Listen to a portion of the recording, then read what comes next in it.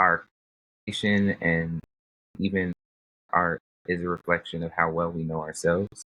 So Mm. that authenticity and knowing yourself is going to show up more and stand out from the people who are trying to know themselves and using somebody else's language to try to do that.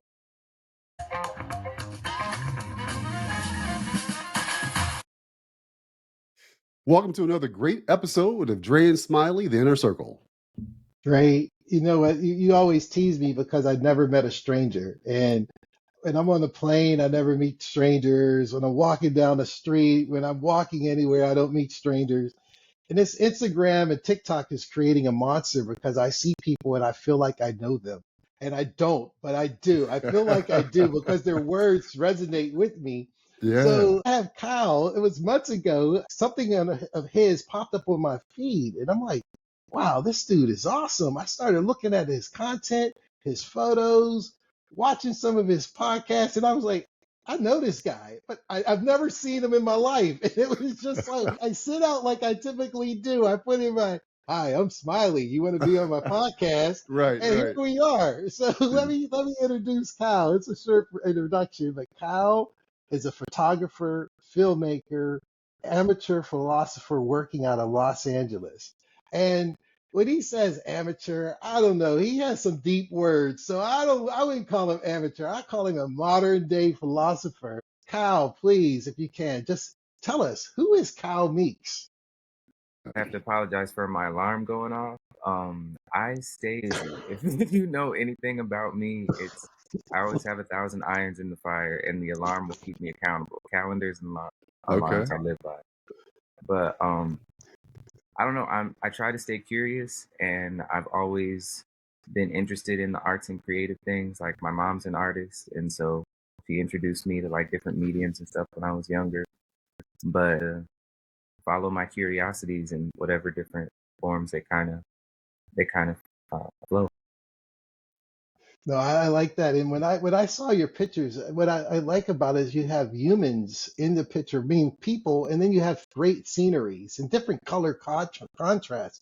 Your mother's an artist, and so it's in your family, in your DNA. But at which age did you say, wow, my stuff is good versus, oh, I'm just taking random photos? Because when I walk and take some photos, I think it's kind of good. And I think you said, and I felt like you talked to me because I had some art. My wife wouldn't even put it on her picture. She's like, don't, you got to put this in the shed. So when did you create something that it was worthy for your family and friends to put it on the refrigerator? Saying, Good question. And I appreciate kind words about my work. One of my art mentors said, if you put 12 painters in a room and put the same apple in the middle of a table, you're going to get 12 different paintings. And then if you take a random person off the street, they're going to resonate with one of those, maybe all of them, maybe none of them, but like as many artists as there are in the world, that's how many tastes there are for art. And so he told me that to just encourage me to just like make what like fulfills you, what pleases your soul or whatever. And people who like that or vibe with that, they're gonna find it. So um like early in the game decided to like make stuff for me and not necessarily for the audience, but knowing that the audience will find me later. And to actually answer your question instead of the prologue, say the black and white photos that I did a nude series for in Columbus, Ohio. Well, it started all in Columbus, Ohio, but that probably got the most reception, and we did my first gallery show. I want to say it was 2018, 2019. But yeah, we did our first show, and we had like over 100 people come out and celebrate and everything. And it was a really cool event. So I would say that probably stood out from what was most received or widely known. So Kyle, a couple things crossed my mind as you were sharing all that. Similar to Smiley, you know, in terms of art, I used to think I was a good singer. You know, growing up as a kid till about the age of 9, my mom would always say, "Oh, your voice sounds so wonderful, sounds so good." I'm like, "Oh, thank you, thank you." And I was in probably middle school or somewhere, and we had choir, right? And so I'm thinking, "Oh, my voice, I'm about to show them." Right. So Kyle, I started singing, Kyle. everybody in the room was looking at me like, what is wrong with this boy? Does he have a cold? Is he sick? What's his problem? Oh man, That's Kyle. That's when I realized I have no talent. I have no talent when they it just comes weren't your to audience. singing. I'd argue they weren't the audience. Oh, was that what it was? Okay, Yeah. okay. Well, let's talk about that in terms of the audience. So you mentioned that your mentor shared that if you take an apple and put it in a room where 12 painters are painting a picture of that apple, you'll have 12 different paintings. What makes that one artist stand out, like a Basquiat or someone like that? What makes his art kind of so have this mass appeal compared to others? I don't know if this is like a scientific answer per se, but I feel like humans recognize authenticity. And so I think Basquiat's an excellent example because a lot of his work has been like bit recently. Like a lot of people copy his style and it doesn't feel the same. I don't think it feels the same because it's not authentic to them. I think they're using his lens to try to find their thing. But our communication and even our art is a reflection of how well we know ourselves. So that authenticity and knowing yourself is going to show up more and stand out from the people who are trying to get to know themselves and using somebody else's language to try to demonstrate that. That Makes perfect sense to me. When I think about art, there's so many great unknown artists, right? And then you have those that are, again, well known worldwide. What part of what you do you think about the finance of it all in terms of I want to be authentic, I want to do what makes me happy, but then I got to make sure that I have a roof that doesn't leak. I got to make sure that my belly's full. Is there a part of you that says, okay, I have to make X number of paintings, I have to take X number of photos, or throw all of that out of the window and just put it on, I'm going to be authentic. If it's meant to be, it'll be. What's the approach to that? Where's the balance? Talk to me about that. it comes in. There's like a Denzel quote where he's like, "It's not always about the parts you take, but the parts that you say no to." And as a multidisciplinary artist, like I am always accepting gigs. Like I have cameras, I have production equipment. Like I'll shoot video or I'll do portraits and these different gigs. But what I control is like the final product, and so the lens that I view it through. So I do a lot of work in the Black community, and I make sure that when I'm creating images, Black men, Black women, I'm showing everybody in the best light. That authenticity is still there. Like I'm not trying to fabricate or over Photoshop anybody or things like that, but I'm not trying to give anybody a bad um, some prejudice in Hollywood, and there's already images and stuff that we kind of have to fight against. And so I'm not trying to do anything to add to the problem just for money. So if I got a request to work on a job where it's controversial or it's some sort of project that's not going to be edifying toward like how I view the world or like my personal goals, I'm just not going to say yes to that. Because there's plenty of smaller businesses who might want to hire me, maybe for less money, but more in alignment with what I'm trying to do and the images I'm trying to make. Because our images are gonna be the things that outlast us anyway. That's the importance of being responsible, right? Yeah. Socially responsible in your community. It's so important that not only artists, but business owners that look like us operate their business in such a way where they have a consciousness, if you will. So I'm glad to hear that that's kind of how you approach what you do.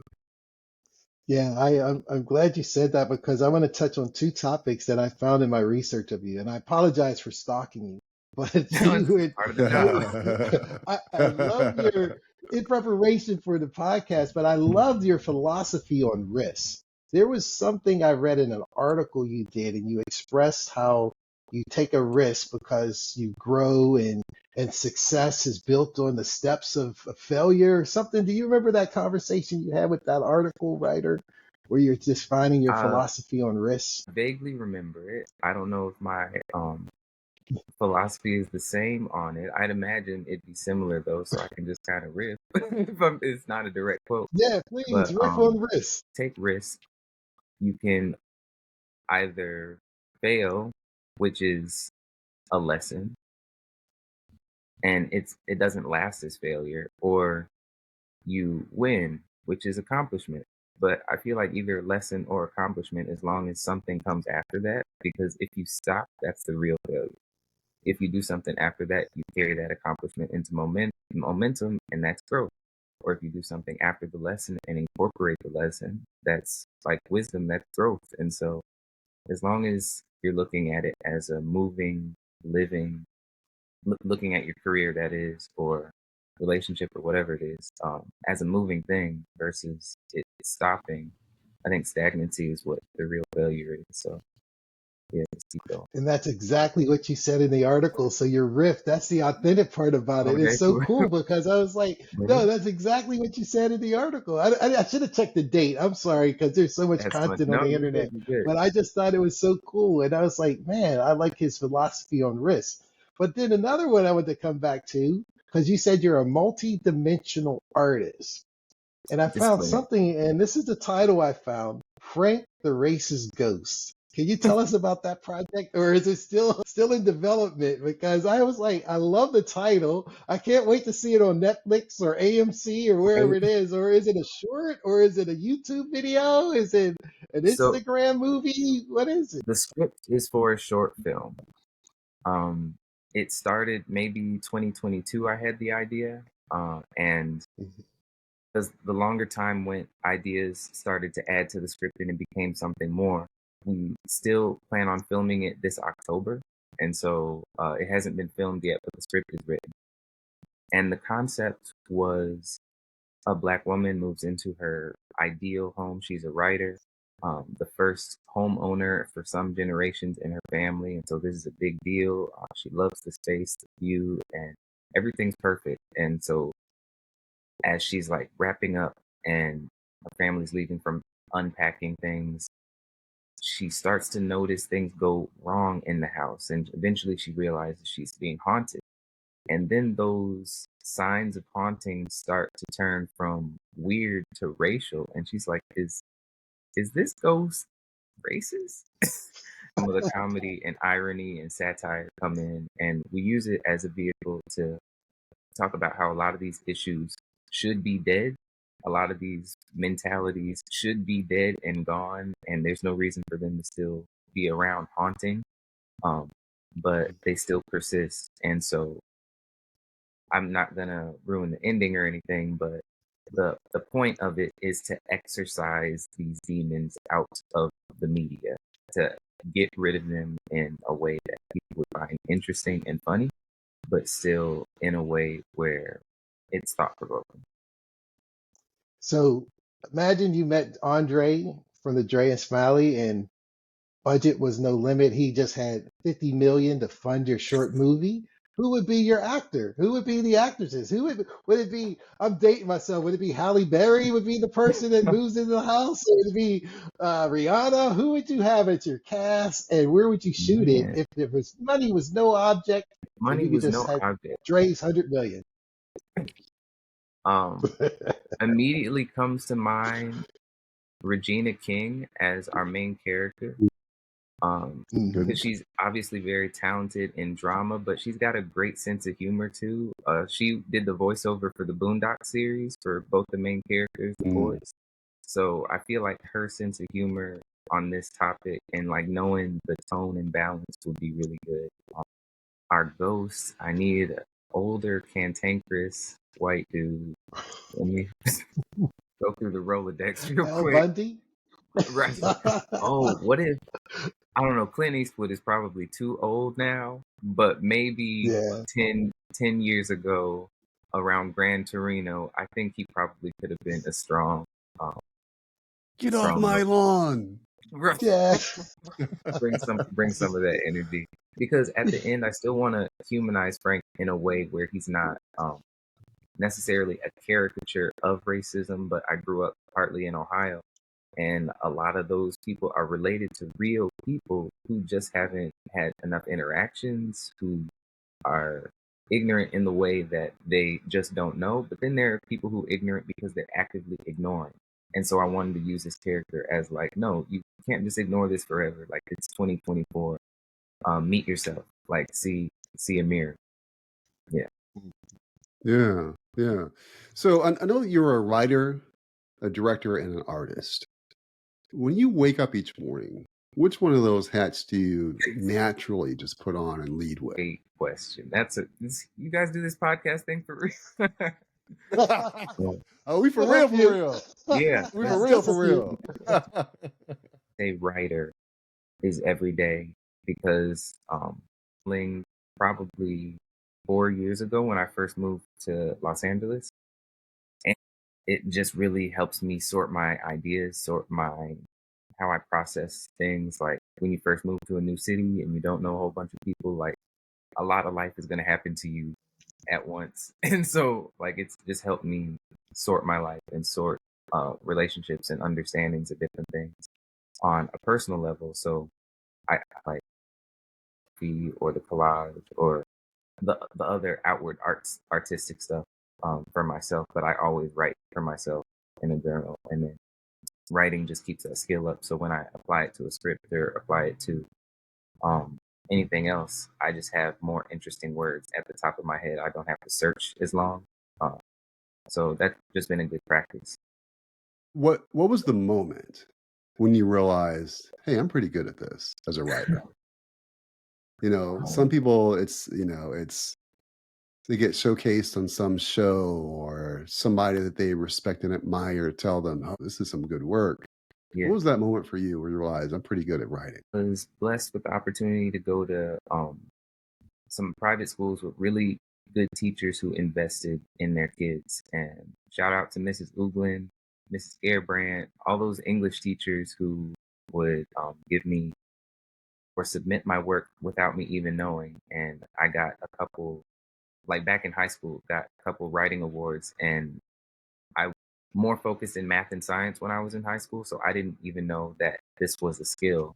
But I'd probably give some credit to growing up in the church and like reading like the Bible like is a aside it as just a literary text, like has a lot of flowery language, has a lot of poetry in it. And I learned a lot from reading that a lot as a young kid too. So shout out to and going to church. What a corny square answer. but but honestly, Education and God. That's what yeah. you yeah, attribute your writing to. But, Hey, nothing but wrong with that. Nothing But if wrong you with think that. about our culture, that's where we started. We started in the church with this, with the Gospels. Or I grew up in Pittsburgh, so I'm not too far from you in Ohio and Pennsylvania. But that was our foundation.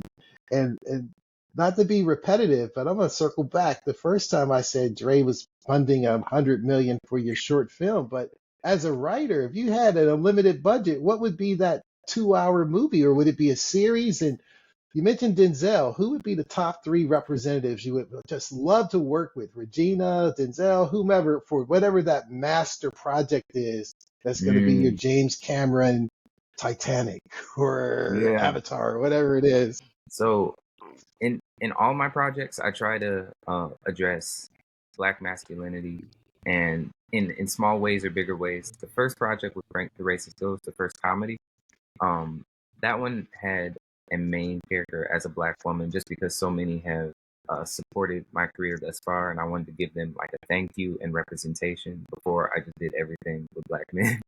But Mhm. my biggest project, my Michelangelo's David or whatever, would be a long form series on Black masculinity where we have a main character, I'd say maybe a Donald Glover type, and his father is like a Denzel type. And basically, the conversation is about their not only their relationship, but their life in America. And it would have multiple timelines. It would show not like sci-fi timelines, but like they would show 2024. So 30-year-old son, 60-year-old dad. And then they would show 1990, where the kid is being born and the dad is in his 30s. And so showing like what has masculinity looked like in America for this set of people um, over these times. Where is it different?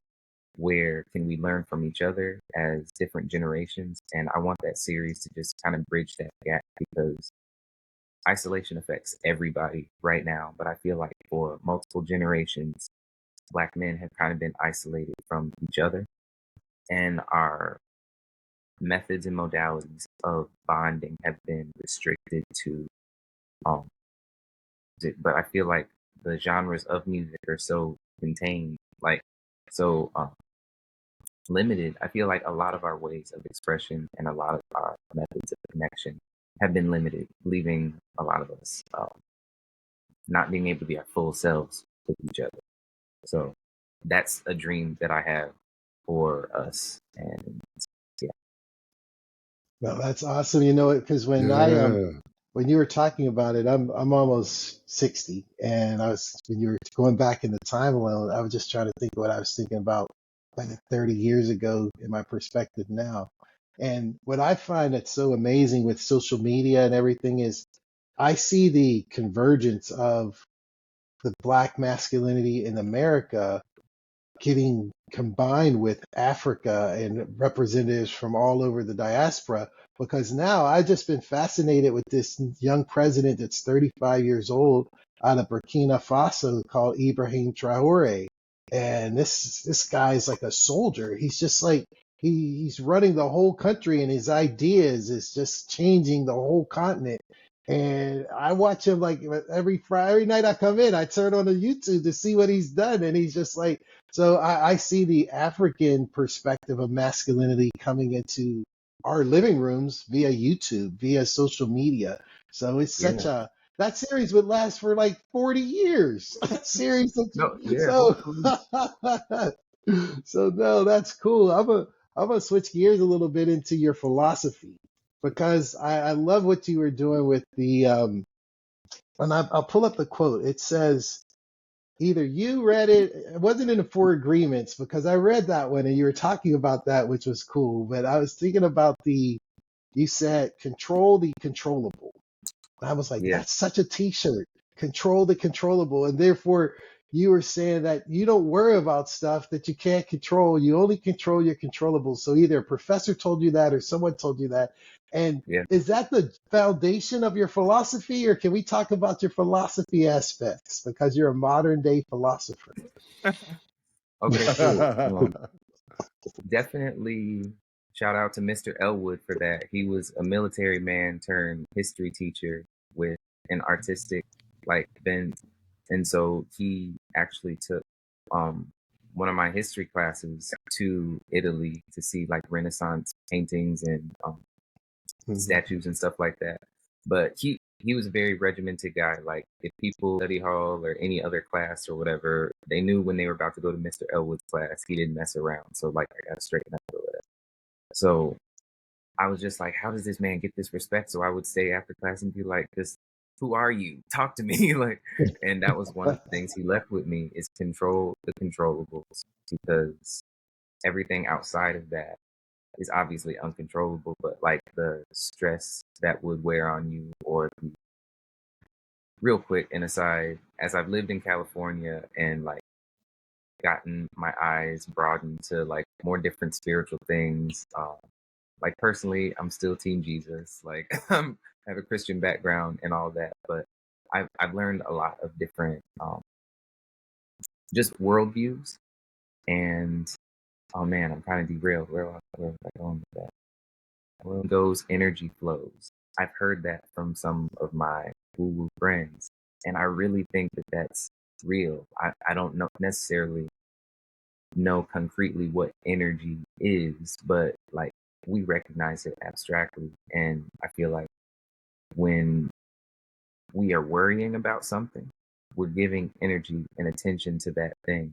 And when our solution is on the other side, it makes sense to redirect our energy toward the solution we actually want, because I feel like that's what gives us the strength to pursue it in a very practical way, but also in a spiritual way, what attracts that to us. Yeah, I, yeah.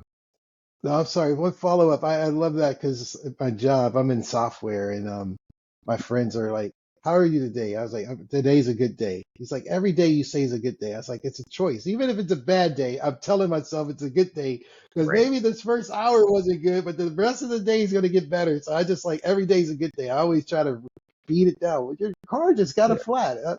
Yeah, but it wasn't raining. Well, you got a flat, Right. but I wasn't on the highway. It's still a good day. Yeah. Right. Still a good day. Energy. Yeah. I think it's called one way to look at that is I think it's called kismet, right? The energy you put Mhm. out, you get back in return. Yeah, I heard that. So yeah, that resonates with me. Yeah. Both what you and Smiley shared. Tell me this, Kyle. So I used to DJ years ago and I haven't touched it in a number of years. And I was online like Smiley. I was looking at YouTube and came across something called they're called it's not a patch. Essentially, what you can do is very easily take the music out of a song and leave the voice, right? Take the beats out and just leave the acapella version, right? With the push of a button. My mind was blown. Mhm. So obviously, I haven't stayed current, right? So there's no way somebody can call me today. Hey, Dre, man, we need you. Can you be there tonight? I'm like, nah, I don't even trust myself. How do you stay current? How do you stay current with all that's going on around the different areas that you exercise your crafts? How do you stay current? Back around being authentic. I'm not current in like these probably over counted. I want to say it was over 3,000 movies, maybe closer to 3,000 and your life Yeah, so yeah. far. I grew up as an Wow. only child, and my mom loved movies, and so she would introduce me to a bunch. She's seen over 6,000, and so fueled the filmmaker desire. But my bad. Remind me your question. Why am I telling you about So I movies? was wondering how do you stay current with all the Gotcha, you're a gotcha. writer, you're an artist, director. Yeah, how do you stay current? So I definitely stay current with the things that I'm interested in. Music is something that I don't really stay current with, but I feel like that also my authenticity. Like I can't joke or make references off of things that I don't know. So even that gap in knowledge is gonna come across as like, oh, this is just part of him. He doesn't really know pop culture, know like popular music stuff. So maybe for me, it's more about continuing to be myself, and whether part of that is like having a lack of knowledge in a thing. It's not that I'm proud of the lack. It's just I'm not trying to chase in a specific way of Mm. being. I'm comfortable in who I am, and maybe that's part of um, turning 30 and just like finding a little bit more maturity. But yeah, I remember definitely when I first got to LA, I was very preoccupied with like trying to stay on the pulse and trying to know, okay, who's talking to who, what's going on in the industry and stuff like that. But I think try to stay consistent and be who I am and respond to things versus chase or react. Yeah, consistency is everything. I think about the different areas of my life where I'm consistent and where I've grown, you know. So that resonates with me in terms of the importance of not falling prey to these, different trends and things like that in Mm. whatever area it is. Also resonates with me. My daughter is often, you know, telling me how uncool I am and this and that. And I keep telling her, it's not that I'm not cool. I just don't have time for, learning these little. There's this new TikTok. skibbity toilet phrase she was trying to use with me. I'm like, I don't know what that means. I don't know. Want to know what Yeah. it means. And I'm not sure I'm okay with you using it. But Right. yeah, so, so I understand. I definitely agree. You got to, separate yourself at some point and say, listen, I'm mature enough to realize I don't need to know that. I need to pursue that Right. in whatever it is. And who are Two we quick questions for dictating you. what Oh, go ahead. real quick, like who are we dictating, allowing to dictate what's cool? Like these are kids. You've barely been here. What do you know? Exactly. Exactly. Exactly. Right? Exactly. I told her when I was her age, I was the coolest guy in my school. I know what cool is. That's and what you're doing isn't cool. I wasn't the coolest guy, but she'll never know that. So 2 quick questions before we head to the final 4. You mentioned that you moved from Ohio to California, specifically to Los Angeles area. Yeah. So I have to ask: Buckeyes, UCLA, Ohio State, Buckeyes. UCLA. Buckeyes. Okay. UCLA, but Buckeyes. Once a Buckeye, always a Buckeye. Okay. Makes sense to me. Second one is, you mentioned that you've seen 3,000 movies. I'm not sure how many I've seen, but I'm pretty sure it's nowhere close to 3,000. Maybe. So those, maybe if I line them up, it might be. I don't know. But here's the question. What would you say is your top 2 movies that you would recommend to anybody that hasn't seen them? Top 2 movies. Stands out because I saw it so young, and I feel like it changed my brain chemistry. Came out in like 99, so I was probably sounds about right. 6 or 7 years old, and so oh wow, it was definitely early, but my mom thought I could handle it, and so okay. But definitely that sci-fi and that it's just good, the original one, the first one. And number 2, I would have to say I'm split. Can I say 2 for my number 2? Yeah. On one side, I have Eternal Sunshine of a Spotless Mind with Jim Carrey and I forget the act, maybe Kate Winslet. I don't know her name. Maybe. And then the other one is When Harry Met Sally. Love and Basketball. But basically, I would say Love and Basketball and When Harry Met Sally are the same movie. And I'm not just saying that, but I watched a talk from Gina Prince Bythewood, and she mentioned that When Harry Met Sally was the basis for that. The inspiration behind, she wanted to make a Black and current version, and I think it was successful. But yeah, all those different stories just tell like realistic love stories. Like I'm only interested in a rom-com or a romantic story if it talks about like the shadow or the insecure parts too, because like if it's just all fluff, then what's it worth? If it's all like lifetime or whatever, it's just not a realistic or interesting layered experience for me. But like those 3, some Eternal Sunshine doesn't even like end on a good note. Like the whole thing is about him deleting a romance from his brain. Wait, I want to go see it. I haven't seen it yet. I want to go see it. Don't tell me the ending. Oh, my bad. I wrote it down because that's of the ones you listed. That's the only one I haven't seen yet. So oh no, I got to make sure you check it out. They fall in love when he dies. Spoiler alert. Let me go back. But yeah, no, I mean, that's cool. I'll still check it out. 90s, I'll still check it out. You had a few years to see. Yeah, I had ample time, and so that's on me. That's on me.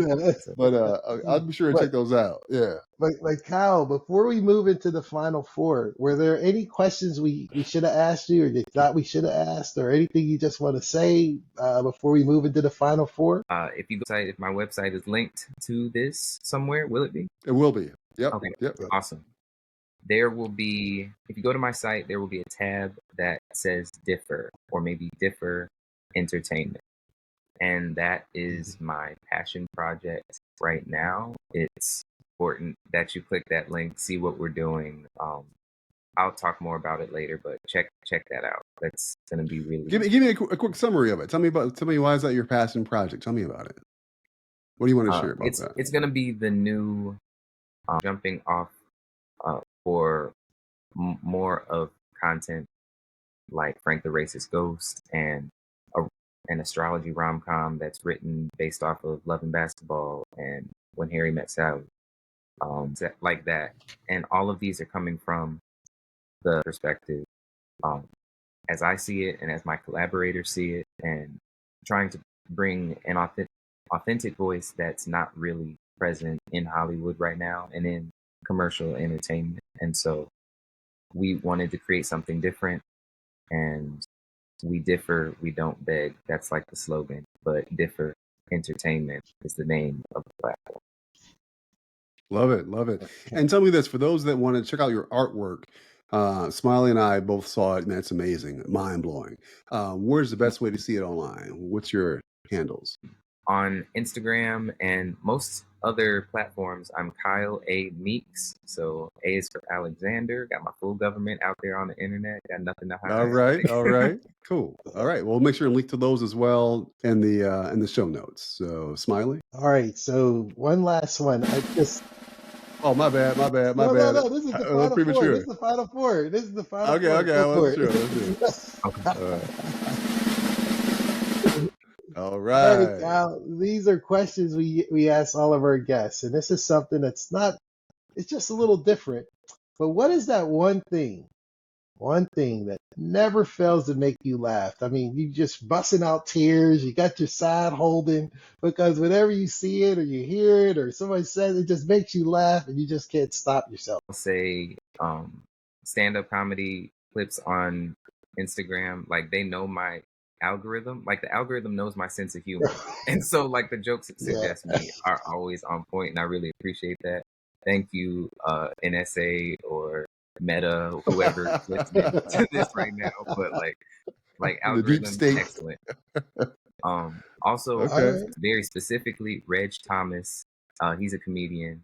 I think out of New York or Brooklyn, and he's so funny. Like a lot of stuff is like irreverent. There's a little, yeah, he's funny. I really like it. I Okay. never I heard of have. him. You heard of him, Dre? I I gotta have. I'm look gonna look him him up. up though. I'm looking Yeah, him he's up. new. I'll Yeah, be stalking him this afternoon. yeah, yeah. Awesome. A new target to stalk. Yeah. Yeah. So, what's the biggest risk that you've ever taken? To California and not knowing anybody. Well, coming here before I moved, like I heard about a free networking event at Warner Brothers Studios, and I didn't know a soul in California, but I bought a plane ticket because it was Warner Brothers. They make movies I like, and it's free. I'm getting in there, so I got in there, um, shook hands, kissed some babies, and I ended up meeting the vice president of the ASC, and he's been a mentor since I've been out here. Like he is such an incredibly gracious person and just picked me up off the street of California. So that was a risk, and Nice. it rewarded for sure. You, Johnny Simmons, he's an amazing cinematographer. All Well, right. All right. that's awesome. I like that. You know what? When you were speaking about that, I'm dating myself, but in 1989, Dre and Cal, as I left, I graduated, got a job in Chicago. Then they needed volunteers to go to Huntington Beach, California. I just thought it was Los Angeles. They didn't say Huntington Beach. They're like, "You're going to LA." I'm like, "Yay!" And no one wanted to go. There was like 12 of us, and no one wanted to volunteer. So I volunteered to go to California. I knew zero people, had no clue about it. There was no internet back then, so I had to pull out a AAA map and see where California was on the map. I had an idea, I just didn't. And then when I got to California, I thought I was in Los Angeles. I'm in Huntington Beach. So anyone in the West Coast knows Orange County is not LA County. And then Right. I'm like 25, I'm 30 miles south, and the people in Los Angeles never came to Orange County. I was like another world to them. I was like, here I am stuck in a place I know nobody. And then I'm thinking Compton's right down the street, is nowhere near me. I was just like, wow. So I had zero friends, and you're starting by yourself. Just like, what do you do? Mm, How do you Yeah. make friends? How do you uh, create your own community? So yeah, that's an awesome risk, and the rewards were amazing, as it seems like it is for you too. So congratulations. But the third final four, Kyle, alive or dead. If you had a chance to spend 24 hours with anyone, alive or dead, who and why? In twos, like just picking one thing doesn't work You can with do my three if brain. you want. Oh, Yeah, okay. three of them. It doesn't matter. It just My mind first. Mandela and Maya Angelou. Um, I really admire Maya and her poetry, and her her words like really resonate with me. Like when I'll read something, I'll like feel it, and I don't always feel that. But I would also like to talk to a masculine perspective and somebody with similar wisdom, and I feel like Mandela fits that, and also the patience that he had to be in jail all those years, knowing that he was right I feel like that would be interesting. And okay, now I have a third and fourth. I'm like, That's Give it fair. to Bring me. them Give it to on. me. I share they with and Gandhi. And my question is how Wow. they share a birthday, like Nat Turner of the slave rebellions of the 1800s and Gandhi of Gandhi fame. There's somebody who are famous for two very different things, but maybe they wanted something similar. Just went about it in very different ways. How are they born on the same day? And if Mm. astrology has anything to do with anything, what can I learn from these people? Hmm. That's interesting. Well, yeah, that I is. like That's the the way you think. I like philosophy the way you part. think. Yeah, that's the philosophy Yeah. part. Right. Cool. Yeah. Yeah. Yeah, That's what we were talking about earlier. Yeah. Okay. Okay. I love it. Kyle, what's one thing most people don't know about you that you wish they did? fake deep on the internet and philosophize. I'm pretty fun. Like I like to hang out and eat. I like to cook. I really like food. Food is a bigger part of my life that's not always like on the internet. So if somebody hung out with me in real life, we'd get to eat and this shit up. Okay. Dre, I know something about Kyle that you probably don't know. Tell me.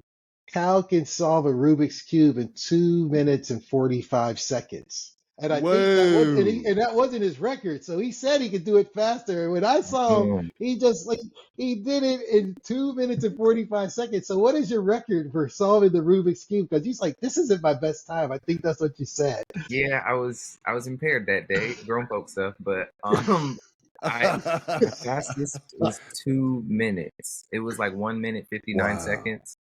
And I know that there's plenty of Wow. faster people in the world, but I was happy and I was impressed with that. I was like, I'm not like a speed competitor, but I'm pleased that I can do it in under 2 minutes. Smiley, ask I was me how impressed. long it took me to solve it. Dre, how long is it taking you to do the Rubik's Cube? The last time you I've did never done a Rubik's Cube successfully. it? Dre, I changed the rules. I was like, I'm not trying to get all the sides. I just get one side. And then That's I'm like, right. I won. Hey, Right, yeah, right. it took me 3 hours. I got the one side. I'm like, yeah, Yeah, let's put this down and give my brain a rest. I set my expectations low so I can walk That's over right. them. So I changed the rules. Right. Like, I'm not getting all these sides. I'm No, happy with one side and no. I'm checking the Right. box. I know how to keep myself happy. I'd argue that y'all could learn it. Like I just had to learn it. Like once I decided, okay, this is not something that I can figure out. Like how do you learn it? And then I learned like, oh, there's a handful of these different techniques. And I was like, okay, if anybody can solve it, then it's solvable. Let me be one of those people. That's true. And That's true. after I figured it out, I'm like, oh, I can do anything. It just gave me all this confidence. And I'm like, if this is something that interests you and you want to learn it, it's learnable for Right. sure. Check it out. They got Is it basically a pattern to it in terms of solving it, and you just have to repeat that pattern? well, Okay. yeah, you have to. Okay. Well, the way that I learned it is you solve it in layers, not faces. Hmm.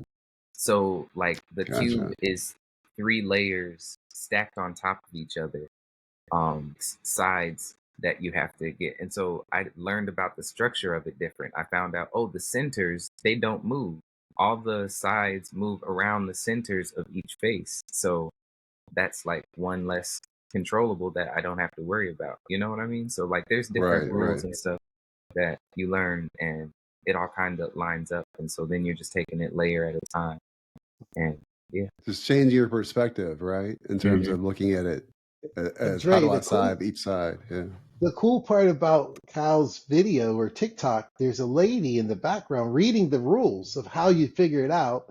And then he's trying to finish it before she finished reading how to do it. And he's only like maybe 20 seconds away, but it was so fascinating. They're just like, do I watch him or listen to her? So I watched it twice. And I'm like, all right, let me ignore and listen to her because what did she say? Because she's talking to him. Right. But it's so cool. I was like, man, I'm sitting around. I had a Rubik's Cube. I must have had one in my house when we moved from the last house to this one. I don't think I have one. I haven't seen a Rubik's Cube in 10 years until I saw your TikTok. And I was like, man, I've never solved it, but I might have to go get one now that I know there's a pattern. I'm encouraged now. I want to try it. Let's do it, Drake. Yeah, we can do it. Let's do it, man. We got a mission. Challenge Bring each me other. back when you guys Challenge do each it. other. I For will. sure, I for will. sure. Well, Kyle, I want to thank you, man. Once again, I'm always tickled whenever I reach out to someone and they respond, especially on this. I'm 57, 58 this month, and I'm just so fascinated with this social media stuff, this Instagram. I feel like I'm spying on young people in their 20s and 30s, or even, I just feel like, man, look at this world that these people have that we didn't have. And then when I reach out to someone, I'm like, man, I'm a sales dude. Maybe he'll respond, maybe he won't. Maybe she'll respond, maybe she won't. And people are starting to respond. So I'm just like so fortunate that you were able to take some time out of your weekend to speak with us and to share your wisdom, your knowledge, your experiences. And I can't wait for Dre to put $1 million, $100 million into your project so we can. We're I'm gonna ready. put That's right. Hit me 10% up. on We're ready. 10%. Oh, do you take food stamps, Mighty Chance? I got you. We'll take I those know too. we We like need Love the to cash. food eat. stamps. That's funny. No, Well, but thank seriously, you. Kyle, I appreciate the tip on Reg Thomas. I'm gonna check him out. I appreciate the tip on the Eternal Sunshine of Spotless Mind. Is that right? Yep. Right. I'm gonna check that out. And then I appreciate you just taking the time out of your day, man, to come talk to us. You know, a lot of our listeners, I think what they get out of our episodes are the journeys that people have throughout the world are so unique and interesting. And you've just proven that through what you shared with us on the podcast today. So thanks for being on. Having me. It's been a pleasure to be here to get asked great questions, and I'm gonna be stalking you guys now because y'all are cool. So I'll All follow right. you on social Thank and you. everything. Appreciate it, man. All right.